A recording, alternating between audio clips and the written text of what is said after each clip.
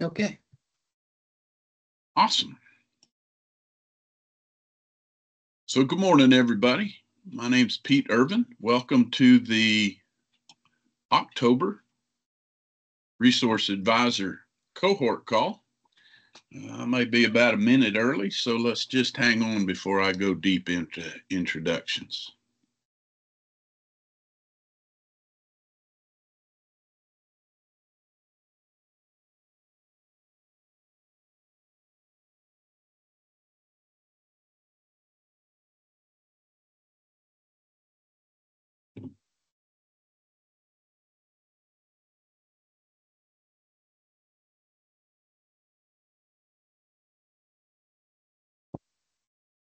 Whoops.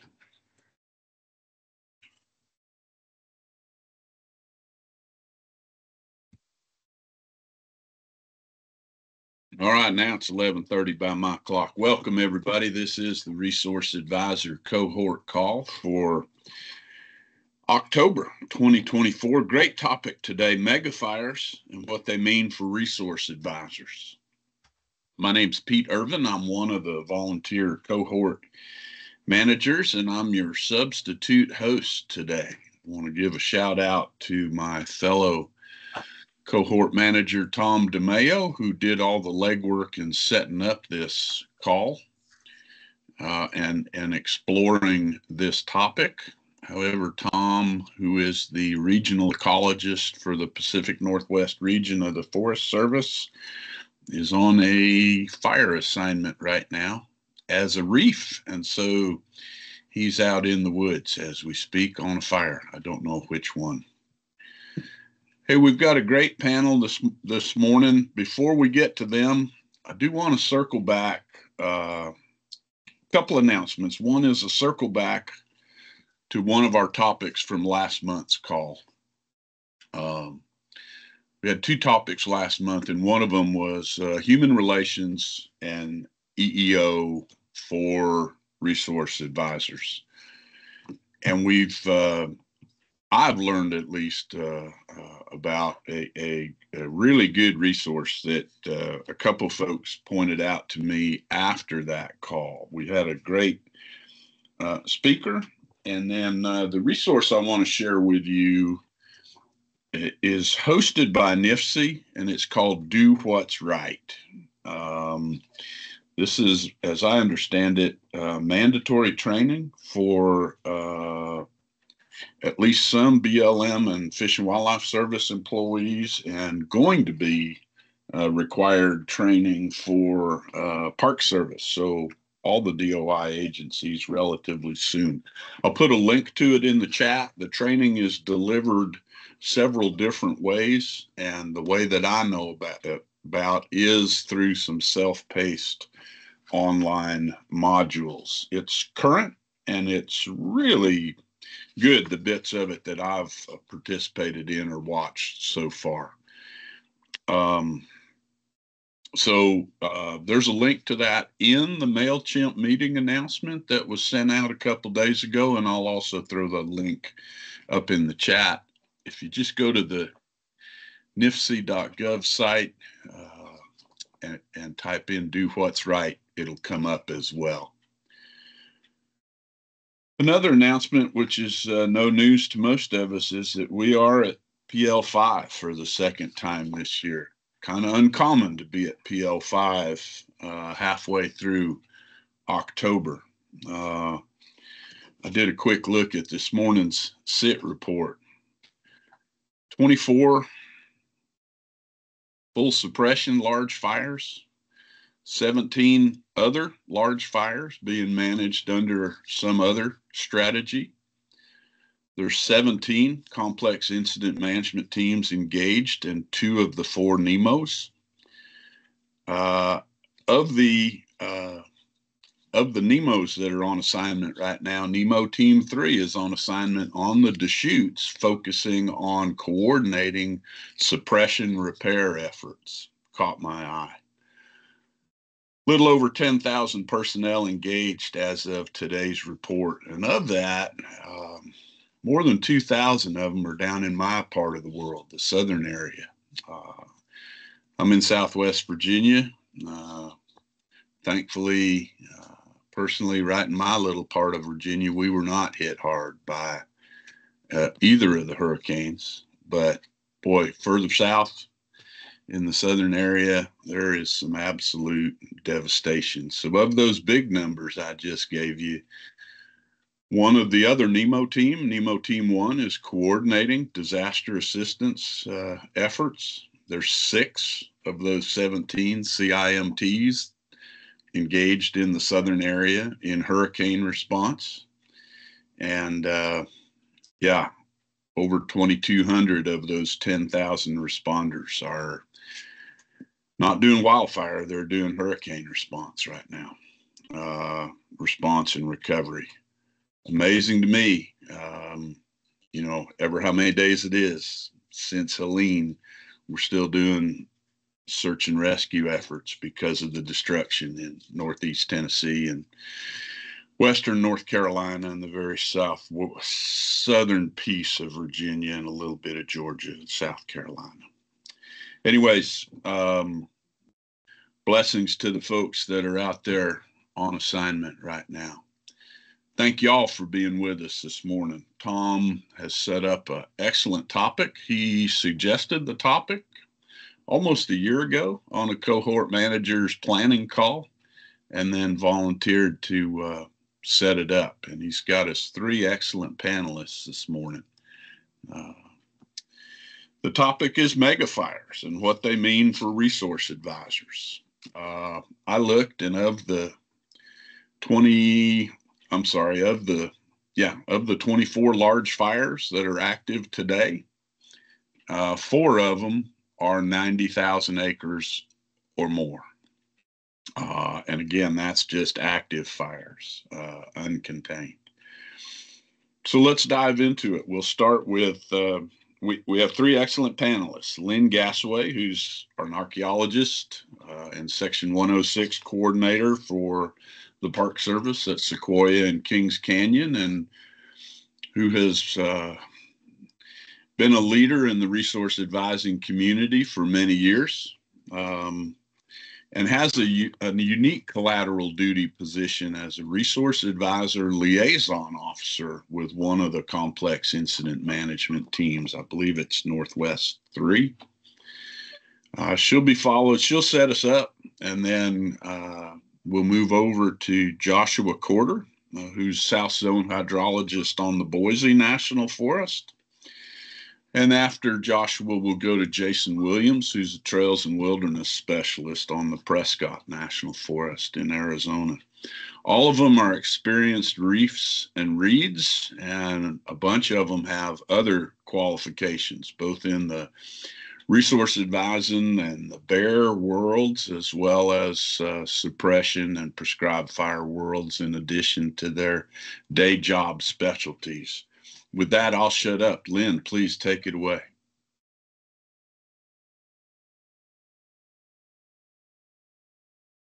Uh-oh, Lynn, I'm not hearing you. No, I got to unmute myself this time. Hey, there we go. Got you now. All right. I'm going to start off with, I'm not going to define megafires. Pete, they sent me a really good article, and that there's not a real good definition.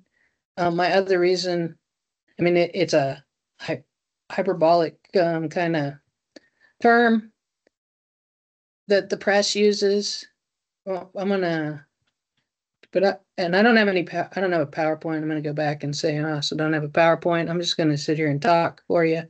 But I think the other thing about megafires is that you don't know as a resource advisor, you don't know you're on a megafire until somebody tells you that, like the news happens. All you know is it's a big fire. And I sort of think of it like, if you're standing underneath a retardant drop and it's dropped by a lat versus a VLAT, you may not know, it still hurts, right? It's a lot of stuff hitting you at once. And that's what a megafire is, really. And any large fire, is sort of what I'm going to define this talk as, and just come out first with the sort of the common denominators that I think of as a very large fire, and thinking of it mostly from the lead resource advisor perspective of what's going to be thrown at you if you're on, a very large fire or a mega fire, whether it's, you know, and a very large fire can be a 50,000 acre fire, or it can be a million acre fire. Obviously, when you get up to a million acres, it's a totally different ball game. You get over 500,000 acres, it's a different ball game. Mostly in that you're going to be juggling both repair and fire at the same time. That might be one of the distinguishing things about these really large fires is the back end is out, dead, contained. The front end is not. So they're huge. Usually they're going to have multiple CIMTs, or complex incident management teams, as they're called now. So you have multiple camps, multiple spike camps, multiple out camps, more than one ICP. You have probably multiple jurisdictions, state, private, federal, maybe more than one federal agency involved. I was on a fire once that had 10 ICs, technically 10 ICs, but they were all under unified command. And the unified commander, the number one IC, was the IC from the incident management team. But every one of those agencies had decided that they wanted their own IC attached. And you'll see that if you start seeing the inner workings of AAs and ICs. But as a lead read, you may not, or even as a resource advisor, REEF on the fire line, you may not really know that at all. You just see the one incident commander that gets up there at briefing, and the one that's written in the IAP as the incident commander. But in these really big fires, you often have zoned fires. So there's one team on the north side and another team on the south side, or there might be 3 or 4 teams even. So they'll zone it out, and each team has that part. And even within that, those teams may have 2 camps or 3 camps, because you have so many, or the distances and the travel times to get to everywhere are so long that that becomes the number one safety thing. So you want to spread out those camps to reduce the travel time. And when you're doing that, that also means that your resource advisors need to be spread out too, because you want to reduce the travel times of those resource advisors. And when that comes in, that just doubles and triples your complexity as a lead read. How am I going to talk to everybody? How is everybody going to get the same message so that we're being consistent about our message across the whole fire? How are we going to get information about different resource issues, and what are the mitigations that the local jurisdiction wants to put in place, and what information do they want back if a resource is damaged? So just the number of people, the number of camps, the driving distances are probably the biggest marker of these kind of big fires.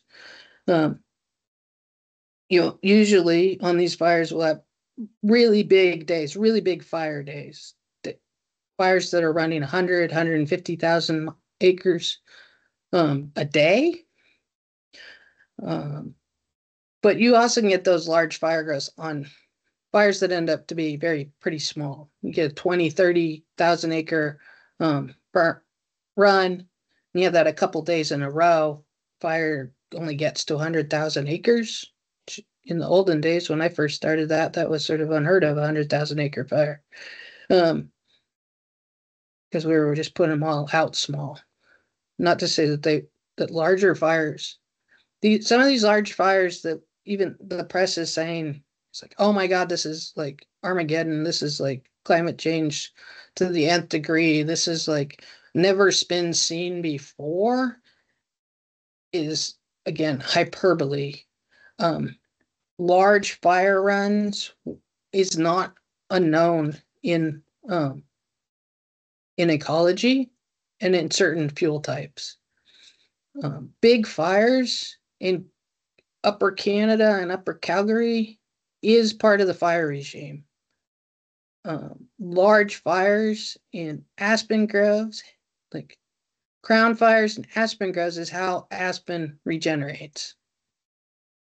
Large fires in the upper Midwest, Wisconsin, Michigan, is not unknown in those ecosystems. When you get down into some of the other ecosystems, like desert ecosystems that didn't have grass and had sparse fuels, yeah, you wouldn't have those kind of big runs. But now we have invasives, grasses that are upping the acres burned and the intensity of the burn. I live in California. I've studied fire regimes in California for a long time. Um, Smaller fires, 100,000 acre burn was possible, was in probably the valley and stuff, but not in the Sierras, just because of a lot of things happening that broke the fires up.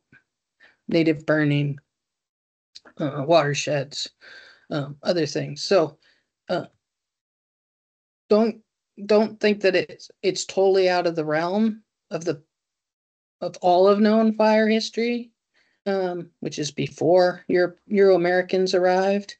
That large fires could happen. They did happen, certain times, certain places. But what we're looking at today for fire history was altered by all of our what people have been doing for the last 200 years, and especially what people were doing in the last 100 years with fire suppression. So we're getting back to bigger fires. We're getting back to more fires on the landscape. And we're not used to seeing that. And we also did, so this new, like, how do you deal with these large fires? And all these firefighters in multiple camps. And that means your resource advisors are spread out. Is you, as a lead read, you really have to be able to, like, I need middle management. You hear firefighters talk about that. I need middle management. And for firefighters, that's usually like heavy equipment bosses, divisions. So for us as resource advisors, having other people in charge and like having one point of contact in a camp, and uh, having all the resource advisors that are assigned to that camp reporting to that one person, and then that one person reports to the lead read. So if it's an assistant lead or a branch lead or whatever you want to call them, it's somebody that's helping. So you're not, as a lead read, I think the largest group of resource advisors I ever had under me was about 50. And having 50 people come to me as a lead read every single day and telling me what they did every day, I can't take that in. And that's just the resource advisors, not including all the ops and plans and sometimes the IC or the AA and all everybody else that's coming to the lead read. So, divvying out roles and responsibilities to other people and getting that information back. Figuring out how many people you need in those camps, and how are you going to communicate? Are you going to have read meetings at night? Can you do it with a speakerphone? And today with Teams and all of that, it's on a more and more with satellite links. you can have meetings with your resource advisors no matter where they are in the world. Like, I think this might have been the first time I'd ever done this season was a satellite link with my resource advisors that were in the wilderness. Um, so I definitely had phone calls before, but full on Teams meetings was pretty interesting. And which is great, but it means you got to juggle all that and figure out how people are checking in, when they're checking in, and doing all that. I think the other part is keeping up when you have fires that are running 100,000 acres a day, is keeping up with all the resource issues. When it grows, rechecking with the local units or the new local units that just entered the fire of what are their resource issues, what are the T&E species, what is the archaeology, how am I getting that information, how often am I checking in with them, what information do they need back to do their part, their consultations or anything else, and keep updating any read guide that you have going and remembering to do that and having the time to do that. And then also that one voice, I always talk about getting the one voice of what you want your resource advisors to be telling ops and making sure it's consistent across that whole group is keeping those lines of communications really open. And then and learning about what are the appropriate mitigations that people are going to be using. What does the local unit want for those mitigations? What can the teams actually implement? And I would say this is probably where if you have multiple teams, you might have multiple lead reads. You might have multiple groups of reads that are are independent of each other. Sometimes those teams are the fire zone is based on jurisdiction. Sometimes it's not. And working through that. And then with different teams, with different zones, the reads might be doing things differently. So that might be okay because of the different jurisdictions, but it might be a little confusing, especially if there are like crew swaps happening between the teams. So it's good to, if there are more than one lead read, because there's more than one incident management team there, to have communication with that other lead read and have communication internal with the two read groups so that people can, you might have expertise on one group that you may not need them physically on your side, but you could grab some information from them. Educate your reads on that issue. Let's see if should I look? I'm just going to say on these really large fires, well, I already said you might have really large growth. You're going to have a lot of days where there's not a lot of growth. And that's sort of the fire's priming up. Like, where's it going to figure out how to slip through and make that run? So you might have a few days of really large growth, and then no growth for a while, and then a really big punctuated big fire, grow year or grow day. And that is a safety issue. You can get really complacent. So we got to keep that foremost on everybody's mind and really be paying attention to the fire behavior analyst and the weather, as they're going to tell you this day's primed to go or this day isn't, and make sure that your resource advisors, that everybody's paying attention to that and everybody's paying attention to what the division is saying and where they think the fire's going to go.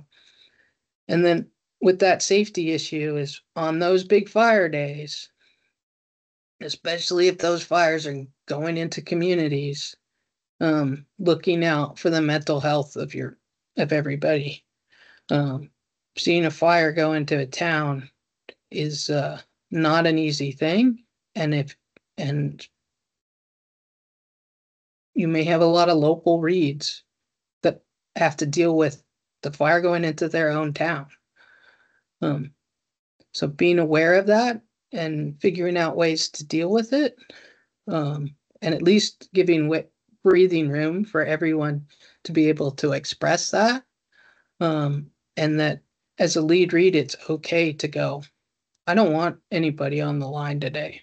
Or if you don't feel comfortable, if anybody does not feel comfortable, I don't want you on the line. And it's okay. You can make that decision an hour into the day, 2 hours in the day, 5 hours in the day, or right now.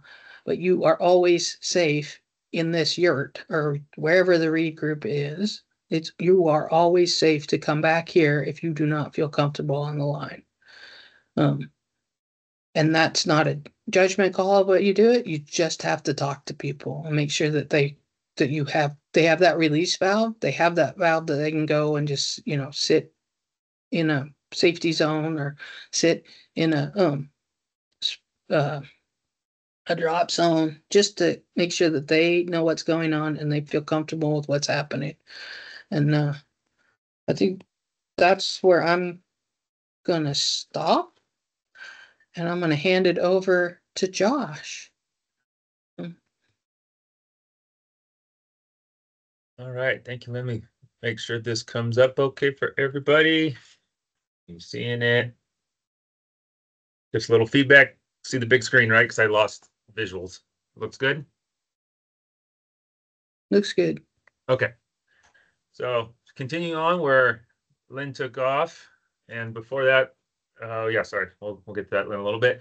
So let's get just some visuals, right? Because we're talking about these quote megafires where the complexity increases. And that's the big deal where you go from, in my mind, an experience kind of pretty straightforward, like on your left, you may be a single resource, the reef and the lead, out with a few people, dealing a little small camp out there, helping out, versus you have hundreds, if not thousands of people in camp, right?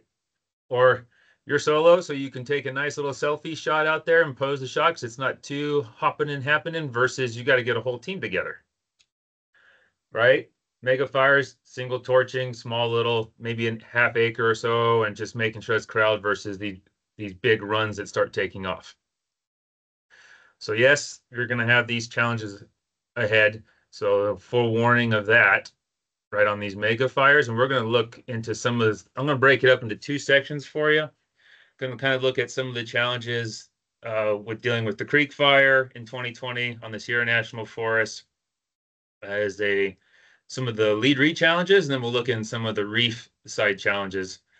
And these prompts here will just hit these 5 topics on getting ahead of the game, being pulled in too many directions, delegating, your team management, and don't forget about your self-care. So getting ahead of the game as a lead is a big deal in these fires when they're fast moving and they get up and run 10, 20,000 acres, even if they move 1,000, because that 1,000 could also, and you wake up the next day and all of a sudden it goes to 5, and then it goes to 15, and then it's 20, and it's just going and going. So as a lead, getting a hold of that pace map, super important. But it's also something to keep in mind on getting ahead of the game is really getting that relationship with your ops planning, right? And so on the creek fire, when I came in, I was coming off the Sequoia complex in 2020. So I had my 2 days R&R, and my home unit there was saying, we need you on this fire now. So I came in on day 6 of the creek fire. It was several thousand acres. That's when it had burned out a big creek, made its huge run, overcame Toll House, parts of that community up there, and burnt hundreds of homes, people lost. And that's where you talk about a lot of local reeds live there, and they just couldn't be on the fire anymore. I mean, they lost their house, reasonably so, right? They have way more important things to deal with, worry about, and process. So sitting there thinking, well, okay, I'm going to go find out what's going on at ops. I headed over there and said, okay, so this thing's pretty big. As me as a lead reads, how many machines do you have on the ground? And they're like, oh, we have 30 dozers right now. I'm like, okay, I have an ARC and me, and we have 30 dozers. Okay. And so then I made the call going, I'm not going to have time name requesting. I need to get help. Thankfully, Yosemite sent some folks down, and in the next couple of days, I was up to 8. They were all trainees, which is not a problem for me. It's just it takes. I was a trainee, and that's how I started. Didn't have a trainer or anything for a reef and was just told, get out there and go do good work. So it just takes a little more process with the lead and to like make sure they understand what's going on, giving them some tips. And then I did my first big open order on a fire, which I opened order for 30 reeds, 10 of those were arcs. And I just said, bring it in. And we have gone to two zones. We had the south zone and the north zone at this time. And the south zones where a lot of the homes were and most of the machines were at. And so just with that in mind, and it took several days to where the next day you go into the ops meeting, I was like, okay, we had 30. What are you thinking now? And they're like, oh, we ordered another 20 more. And you're like, and they should be here tomorrow. So you're like, okay, I have 8 reefs, 1 arc, and now we're going to have 60 machines across several divisions. And they're thinking of forming branches here soon. So you're like, okay, but that's a lot. You're going to have to triage, right, in these mega fires, but it's really trying to get ahead of the game, get to the point to where you can at least have a balance where you don't feel behind. And sometimes that may take a while on these fires, and you're going to have to make hard calls to triage and maybe be explaining that to your AAs as well until you have enough people to at least get around the divisions and to be have a read with a division is a key point there. And with trainees, I pair them up. I usually pair them up anyway, even if you're not a trainee. But something moving that fast, definitely paired up and relying on divisions to kind of say, "Hey, I need you. Can you go here?" No, I don't trust you.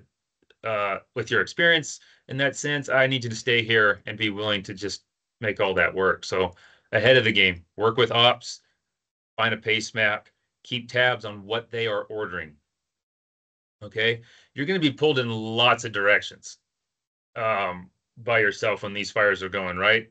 Creek fire, I got reads that'll just show up because I put an open order because I just need people.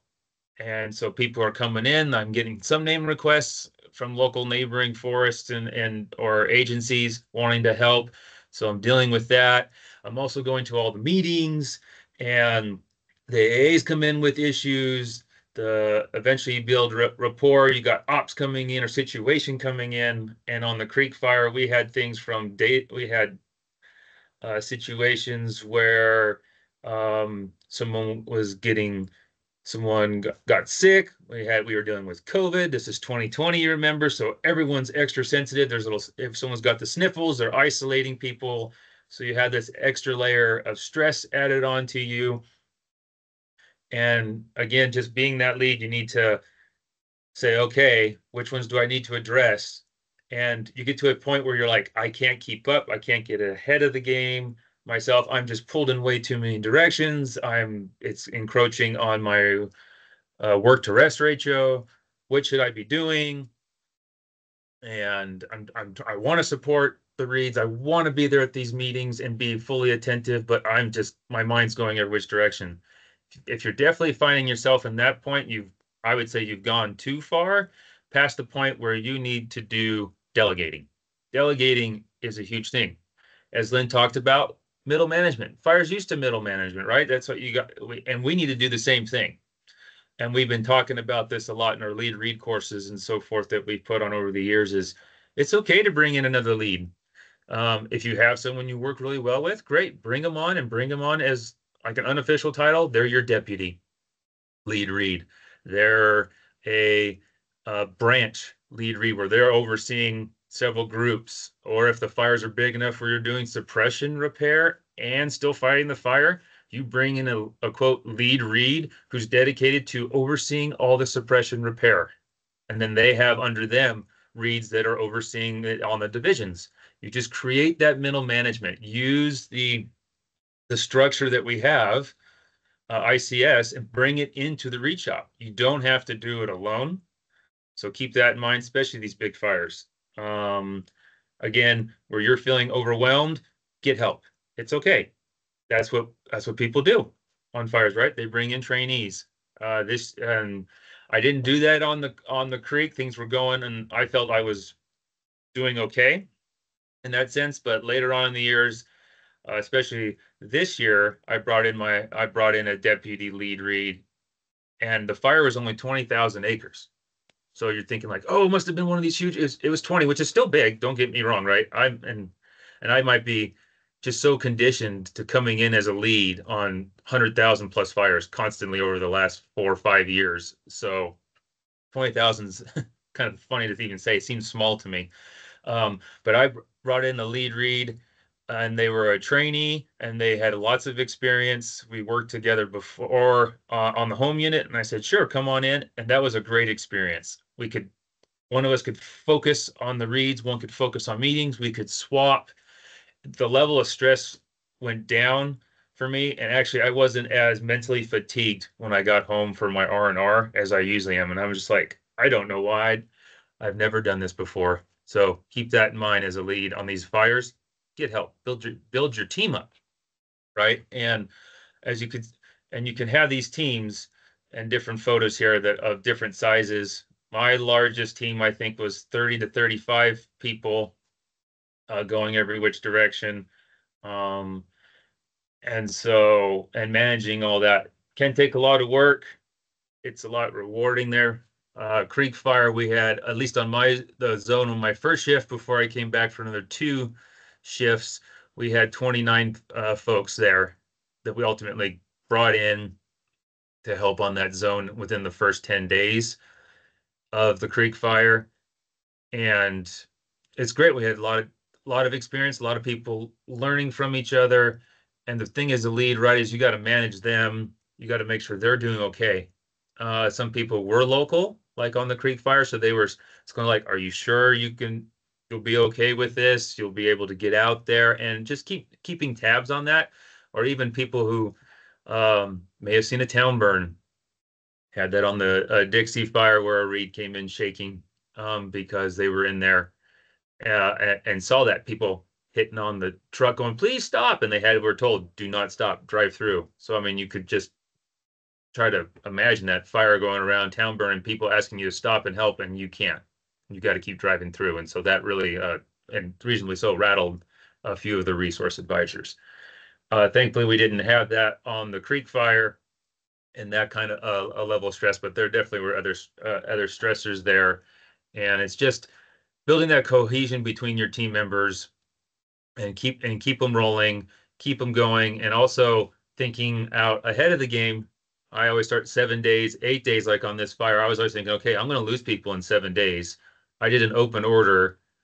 It's still not fully filled. It was unable to fill, UTF'd, so I had to put another blanket order in just to keep bringing people in, because I knew I was going to time out, right? And I had to pass it off to the next lead read. So part of these big fires is just thinking that ahead and going there. And don't forget about yourself on these fires. It's very easy to focus on all these meetings, these things to do.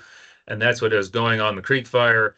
I found I had a half hour to an hour a day between 1 and 2 to just kind of do my own thing, take a break, eat. I would do like high intensity workouts, little 10 minutes, just to get the blood going, focus on something else, listen to some music, or go find a spot to sit for 10 minutes somewhere not in the yurt. In this case, in the creek, we were on a school, so I left the classroom that was dedicated to the resource advisors, and I would go under a tree somewhere and just sit and relax and just have the radio off, and just have it quiet. And that's what I find for myself, that's what I need, and it kind of refreshes me, recharges me, and I'm ready to go. Because if you're seeing signs of that you're irritated easily, you're angered, you're frustrated, you may need to go get away. And that's okay. It is okay to do that, because it's better to take 5 to 10 minutes, like I was doing on the Creek Fire, sometimes within that hour range, 15. If I was lucky, I could do a 15 to reset and recharge a little bit. And it makes you a better effective leader versus keep pushing through on these incidents, because it'll just wear you down. And so for a reef, generally, when you're out there on these large scale fires, it's going to be a span of control, and it's going to be the pace of suppression and what to prioritize. And we'll get into that here just really quick. And then, of course, one of your main things is to build relationships with those on the ground. And that's really, and when spending at a fast pace, it can be hard to do. I say one thing I would stress is keeping those read meetings brief and is important for your lead. And as Lynn has talked about, imagine the creek fire, 30 people, everyone talking 5 minutes to 10 minutes, telling the story of what down the line. That makes it really hard to do. And we'll get into that. And then responding to changes in plans. Okay, so let's look at this. Talking about out there triaging. What if your IAP, you're in this division and this was it? Creek fire, here you go. It's 4-page long IAP for your division, and you're the only read, right? So you're going to have to triage on these big incidents, and they have one division. So really getting to know that division, really building that rapport would be important, right? To at least get have a more constant communication and so forth. So, because it's a fast-paced environment in these stages, and so small things are big wins. If you have an extra pen and they run out of ink, giving division that pen could be the icebreaker. It works a lot for me. When I have to go out as a reef, I bring a bunch of G2.7 pins, blue pins, and that can be believe it or not, little thing can be an icebreaker to help. You're just helping. Hey, I'm being a resourceful read. Here's a pin. And now that made that job easier. They're not scrounging for a pin. Anyway, little tip can go a long way. You'll find yours, I'm sure. And the rewarding for the effort when you get in this fast-paced environment as a read can pay off, right? Because you could potentially have better communications with division, so you better know what's going on. If you get in touch with the soups, the heavy equipment bosses, you're understanding and getting that communication going, right? The Knicks say, oh yeah, well, we're going down here, but we don't think it's really going to work. Or, hey, yeah, we do, but we're only going to stop right here. All this extra information that they're willing to share with you, maybe even ahead of the time, they just come find you. Hey, there's a change of plan. We're moving this way.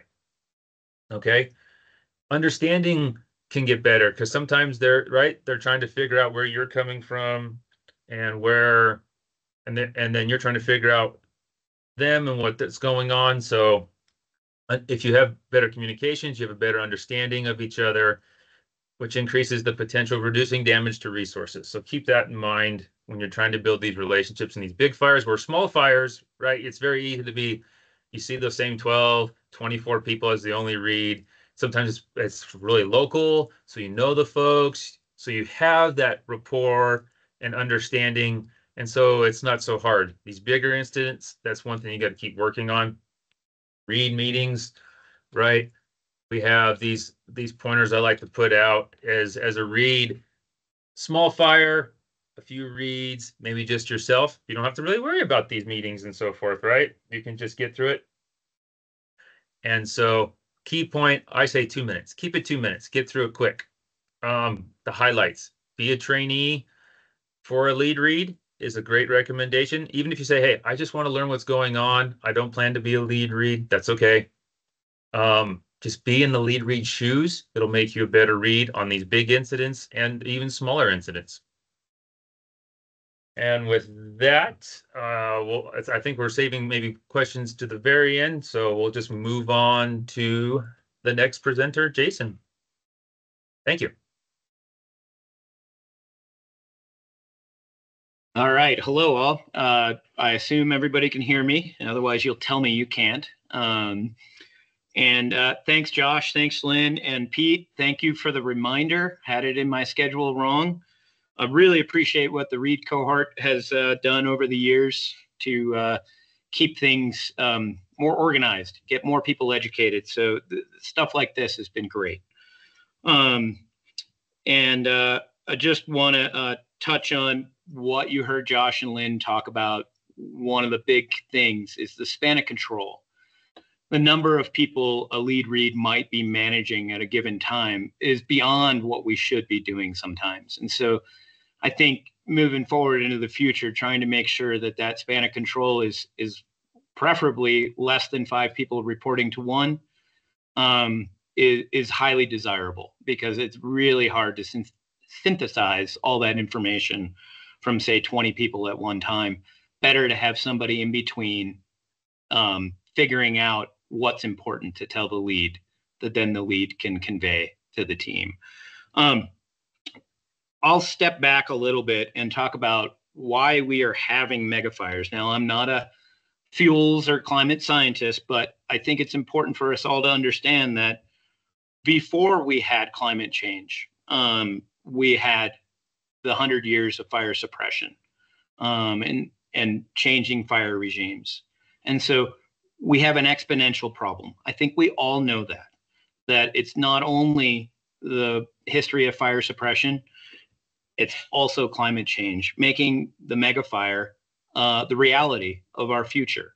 And understanding that all of these great treatment programs we're coming up with, we're making progress, that there are some landscapes that we are not going to be able to treat that are way too far out of whack. And so bringing that up and recognizing that if you're a new resource advisor, you're new to this land management madness, and you find yourself on one of these large fires on your home unit, and there's a lot of armchair management that can happen. I'm guilty of it. Is that we should have done this, they should have done that, this is wrong, whatever it might be. Oftentimes when these large fires get established, we are merely there to pick up the pieces. We are trying to mitigate the impacts of a decision that may have been made 100 years ago to suppress a series of fires, or whatever it might be. And so it's really important for us to remember that the management of today, the people that are living today managing these fires, did not make the decisions to manage the land in such a way that has caused where we're at today. And so with that, we are going to experience loss. We're going to experience loss of our natural resources, of our cultural resources, and of our modern human resources, of our homes, of our treasured places, whatever it might be. And those on local units working as a resource advisor, or even as a firefighter, or just as a specialist giving input to the process, there's going to be a lot of emotion around the loss that happens from these megafires. And we have a tendency to want to blame, to want to second guess how things were done. And in some cases, sure, maybe there is a hindsight 2020, we should have done something differently. But I would ask you all to remember that when you're in these situations. I myself have been a bit callous about this over the years, and I'm recognizing it as something that I need to be more cognizant of for the local resources and even the non-local. It takes a toll when you lose resources on a fire that you think you might have been able to protect or mitigate somehow. And there are going to be mistakes. You can't have these complex incidents without mistakes. We cannot get everything right all the time. Most important thing is that we learn from those mistakes. And hopefully those mistakes are loss of physical resources and not human life. So with that, the fires, I don't have a particular case study to talk about, but as we moved into this modern era, especially in the Southwest region where we have this continual drought, we find ourselves feeling good that we're out of the worst part of the drought, but we end up still being in moderate drought, which is still an impact to the vegetation. And I have somebody coming into my building. Hold on a second here. All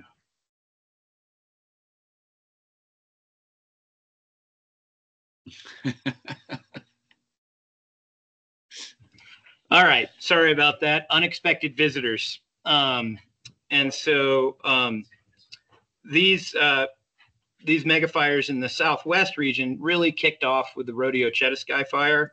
I think everybody was unprepared for that. It went hundreds of thousands of acres, and we had never seen that in Arizona. And that was due to years and years and years of fire suppression, right? And then climate change, and then the perfect storm of a drought year. And I think that all of these instances, all of us have heard the stories of these fires that run huge distances in a day. We saw a fire run 11 miles in like a half-mile wide strip. Very strange, but it went, and we didn't expect it to do that. Nobody did. And so it's really important for our resource advisors to understand that safety has got to be number one, and we have to hold it up to a place where the what if needs to come into mind. What if I'm not thinking about this fire properly? What if this fire stands up and makes, a 10-mile run? And so I have found myself in a few situations where, it wasn't dire, but I needed to change my tactic and recognize that the weather and the fire behavior was changing unexpectedly, not as predicted for that day. And lo and behold, making that decision and recognizing that happening, was a good thing at the time, because the fire did end up being where I was standing that day. And as a resource advisor, a reef, or an archaeologist, we need to remember that none of the resources are worth our life, or even the dicey situation that we might put ourselves in consciously, thinking that, we can get in there and get out. We can take a look. It'll be kind of cool. We'll see the fire behavior.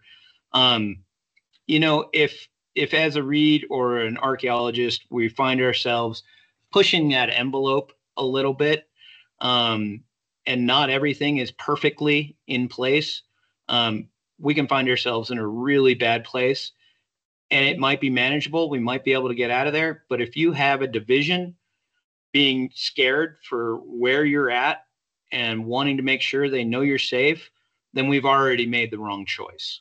We need to make sure those divisions trust us to be in the right place, do the right thing, and not be hanging ourselves out there and taking risks. So the desert fires that we've been experiencing in the Southwest on the Tano National Forest, very fast moving, and they're going to continue. There've been an uptick in them because of the growth of non-native weeds, of grasses, of bromes and cheatgrass. And so it's just continual. We're losing our vegetation types, and it seems like it doesn't matter whether it's a drought year or a wet year, we're going to have those desert fires, and they move fast. They burn a lot of valuable Sonoran desert terrain. And so really recognizing that these things, the decisions were made long ago. We didn't make these mistakes. Nobody alive today made the mistakes that caused the scenario that we're in for the megafires. And to finish, I will say that relationships are your number one duty out there. To develop that relationship with the division, with the heavy equipment boss, whatever it might be, and being present, always being available for questions. You might have a day or two or three where there's not much for you to do because nothing's happening on the ground. There's a lot of scouting going on. Where are we going to put that dozer line? Whatever it might be. But that doesn't mean you shouldn't be present at the large briefing. And then it's most important that you make sure that you leave camp and end up at the gaggle up point where that division is going to have another briefing before they go about their day of work. That's where critical information is learned. And then being available and standing around, the division's going to have a lot of side conversations before the day really gets rolling. And you want to be standing there. You want to be available. You want to be, if you're really succeeding, you're allowed to stand there right next to it and engage in that conversation. And then staying on the division until they gaggle up at the end of the day is critical. Too many times have I seen reefs, arcs, whatever it might be, think that, oh, I know what my assignment is today. I'll go to briefing and then I'll have breakfast and then I'll hang out in the read tent and then I'll meet up with the division at, 11 or something like that. You missed a critical piece of the day, the specific division assignments that happen at that gaggle up point on the edge of the division after the main briefing. So I really encourage folks to make sure that you are present on the line if you're serving as a division reef or an ARC for as long as you possibly can. If those operational resources are out there, you need to be out there. And that's when the magic happens. That's when the relationships are built. When you pop in, spout off what we want to protect and pop out and don't come back for a day and do the same thing again the next day, there's no time for a relationship to develop. Lastly, as Josh said, you develop your little secret weapon. Josh's is a pen. Mine is a sparkling water, a LaCroix. If I'm meeting a division for the first time, I'm going to pull a cold drink out of my cooler and offer it to him or her. And even if they don't accept it, I've offered something. And it just breaks the ice. So with that, yes, work beers, Autumn. I will stop and open it up to questions.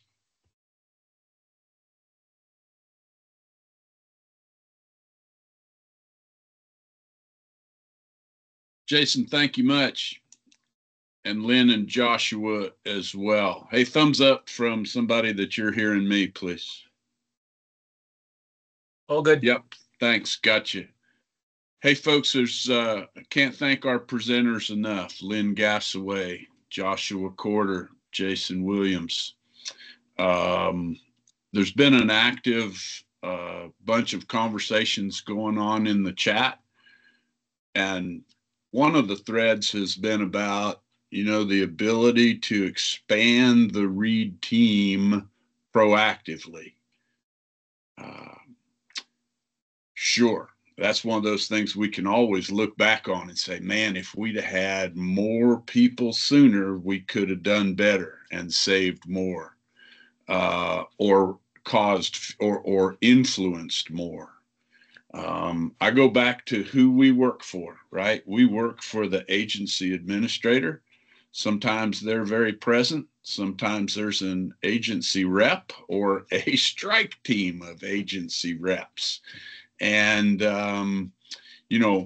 another part of those important conversations that we have within our resource advisor team, between ourselves and operations, whether that's at the HQ level, with planning ops and SIT, or whether that's with the div soup and the task force leaders and the heavy equipment bosses.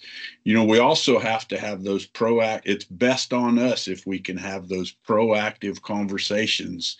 And sometimes that agency administrator or agency rep or that team of them is feeling their way along too. And they're not in a position to come to us and say, what do you need? They need for us to go to them and say, hey, we need more of this, right? If these are your important resources that we're trying to deal with, we need more support. And then they can be your ally in getting orders placed. Been on a lot of fires as a sole reef, and you start getting that, as Joshua said, pulled in so many different directions at the same time, and you can't be where you feel you need to be. I do want to give a shout out again to Tom DeMayo for setting us up for this call. Even though he couldn't be with us today, he's out reefing at the moment. I do want to mention that our next call is on Wednesday, November the 20th, and we'll have a panel of agency administrators to speak to us about their perspective on our work.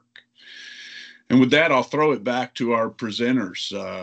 Final thoughts. Lynn, let's start with you.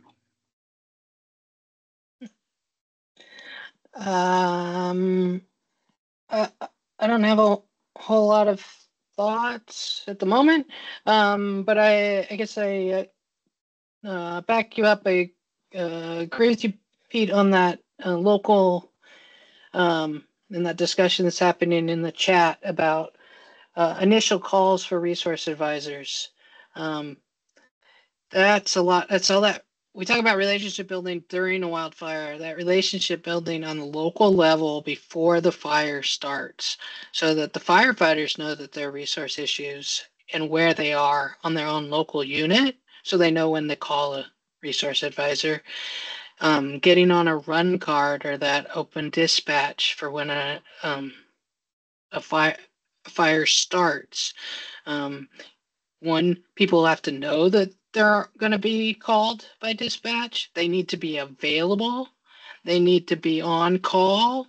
They need to dispatch. And the local FMO, the duty officer, needs to know that person's phone number and email. And that person has to be able to go on that incident when it happens. If you get that call and you don't show up, you've just broken your relationship. And you won't get called up in that initial part.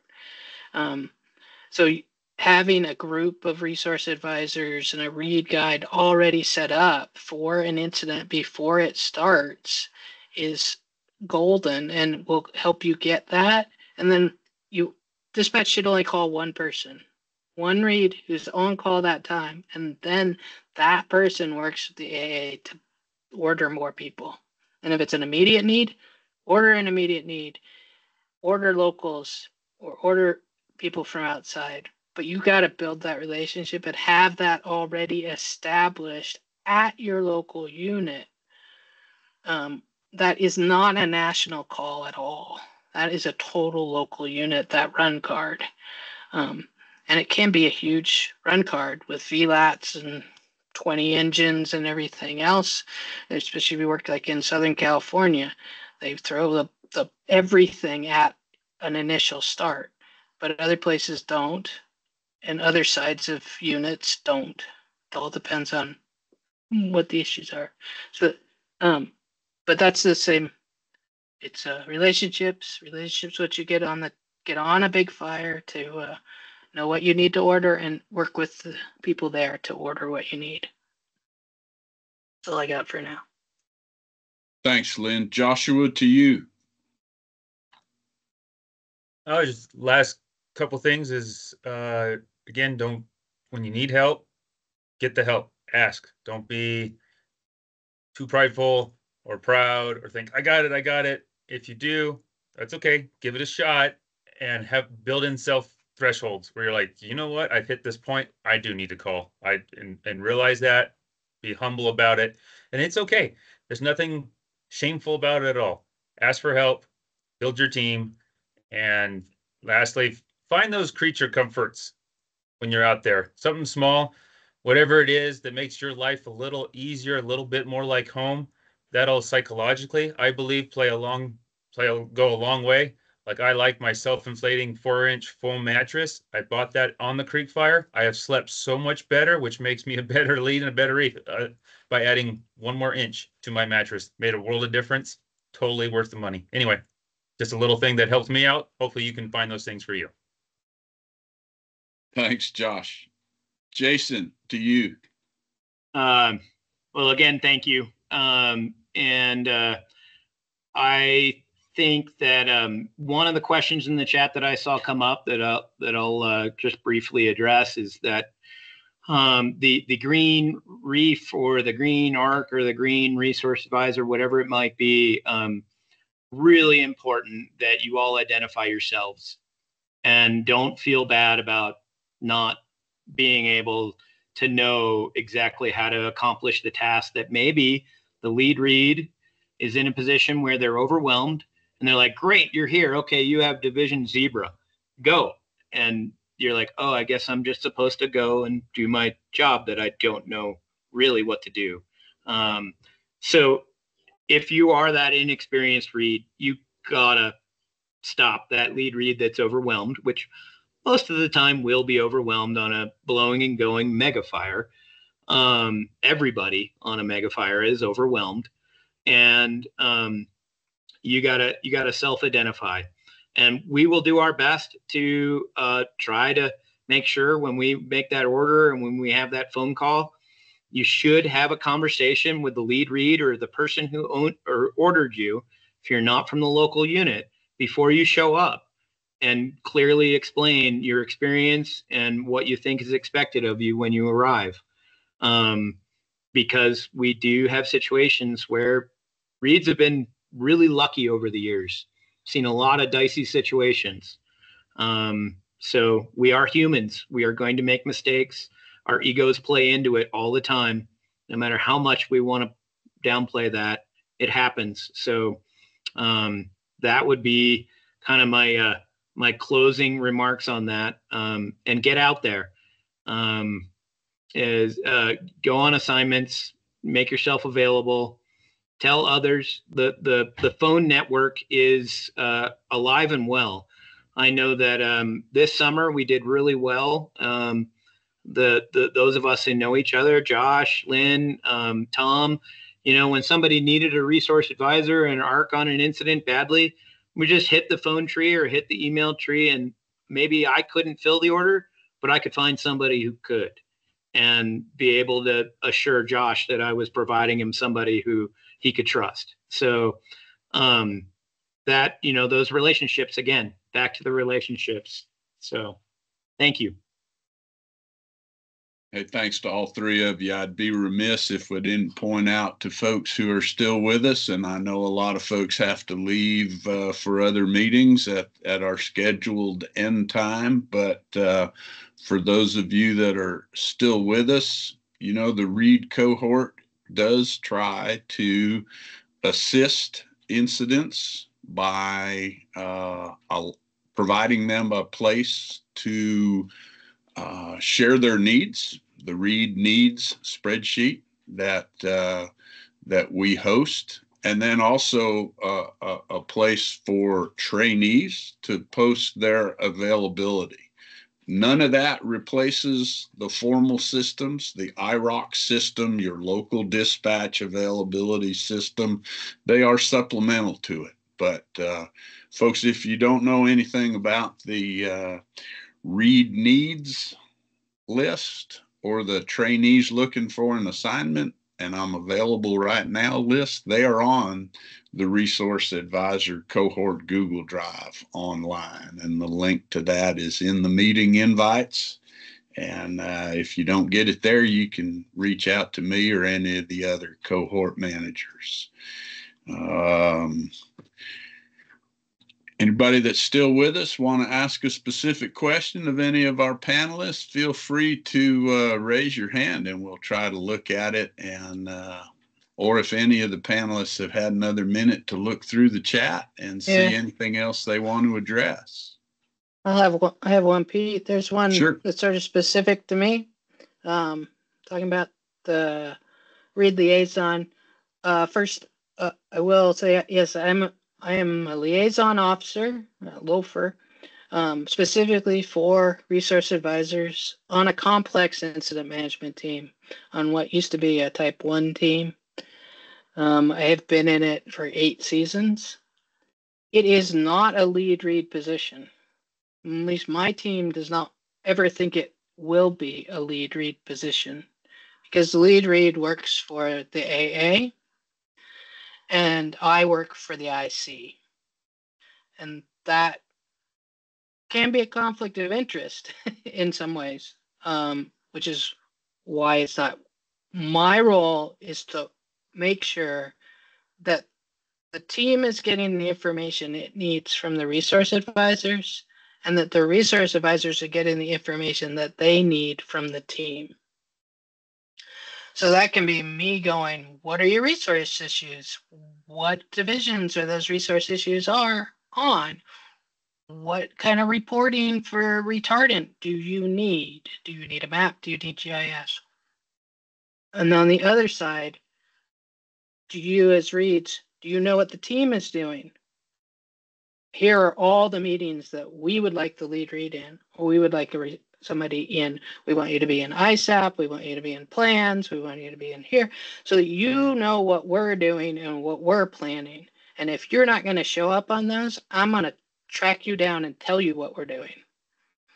And I'm going to bring you over to ops when ops has a question Like ops wants to put a line on this ridge, and they need to know now, this moment, whether they can start doing that or whether they need to avoid resources.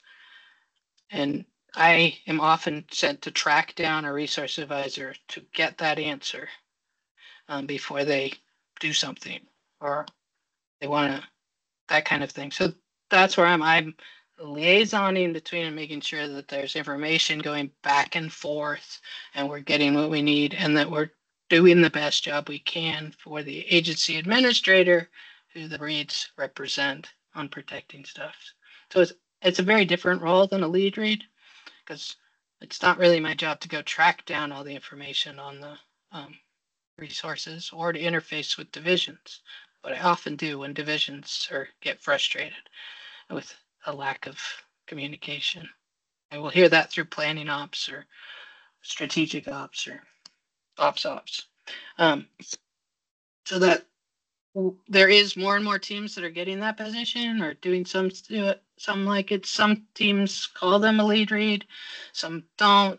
There's no training for it. It's just a position a team asks for and starts using the way they're going to use it. Some people work for SIT, some people work for plans, some people work for I guess like SIT is plans.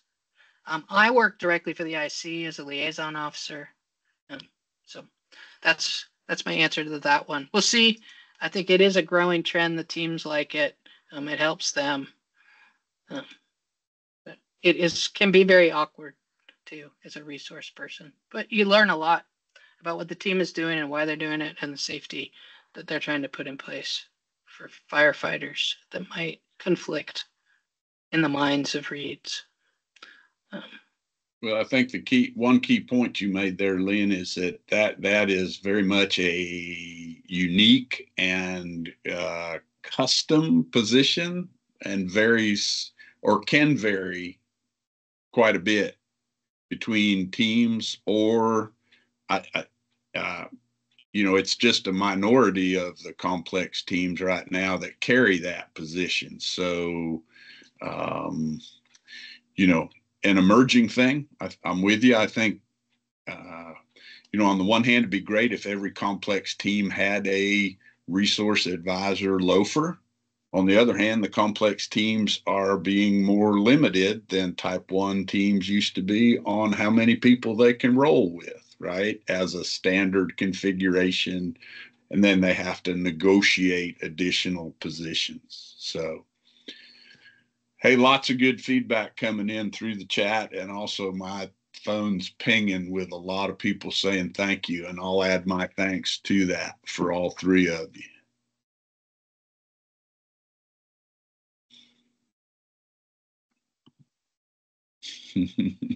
Thanks all. I know I got to go. If Jason and Josh. Yeah, absolutely. And I'd just like to say, Jason and Josh, thank you both for including your cell phone numbers in your email tagline so I could reach out. I appreciate that. Yeah, no problem.